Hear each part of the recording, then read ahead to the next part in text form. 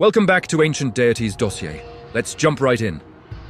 Before Christmas was warm lights and wrapped gifts, winter was a trial. The nights were long, the cold was unforgiving, and survival depended on obedience. In the alpine regions of Europe, people believed winter had a guardian, a shadow that followed St. Nicholas himself.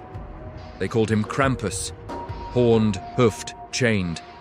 Not a demon of hell, but a spirit of consequence. Where St. Nicholas rewarded the good, Krampus hunted the wicked. And when his chains rattled in the snow, children knew judgment had arrived. Krampus did not begin with Christianity. His origins stretch back into pagan Europe, to wild gods, forest spirits, and winter deities older than any church. Some scholars believe he descends from horned fertility spirits. Others link him to underworld guardians and chthonic beings tied to death and renewal. He was winter personified, harsh, unforgiving, but necessary. In a world where hunger and cold killed without mercy, Krampus wasn't evil, he was order. When Christianity spread across Europe, it encountered Krampus and failed to erase him. Instead, the church chained him, literally. In folklore, Krampus carries iron chains, symbols of the church's attempt to restrain pagan forces. But chains don't remove power, they only redefine it. Krampus became the dark mirror of St. Nicholas, reward and punishment, mercy and fear. Together, they formed a complete moral system. Good behavior brings gifts, bad behavior brings consequences. Every year on December 5th, something ancient awakens. Krampusnacht. Across Austria, Bavaria, and surrounding regions, men dress as Krampus, wearing horned masks, fur, bells, and chains. They roam the streets at night, rattling iron, shouting, testing courage. This isn't just a performance. It's a ritual, a reminder that winter still has teeth, and that order sometimes demands fear.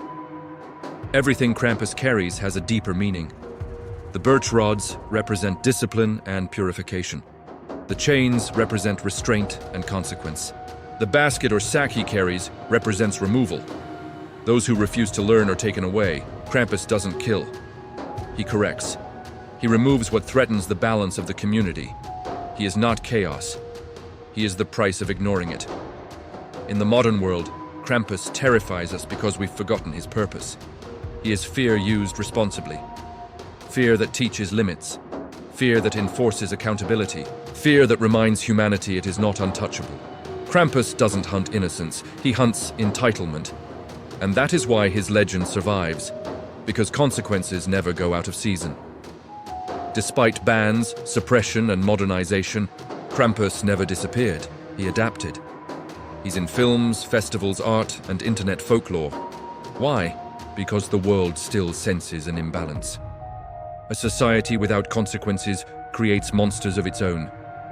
Krampus is the reminder that winter doesn't care about comfort, and neither does morality. Krampus is not the enemy of Christmas. He is its shadow. Without darkness, light has no meaning. Without consequence, reward is hollow.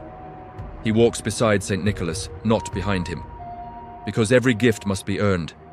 Every season must be survived. And every society needs a reminder that actions matter. So when the bells jingle and the fire glows warm, listen closely if you hear chains in the snow. It means winter remembers. If you liked this episode, drop us a like, share, and subscribe to Ancient Deities Dossier. Follow us on Facebook, TikTok, and Instagram. And consider supporting us on Patreon. The link is in the description. Happy holidays from us to you.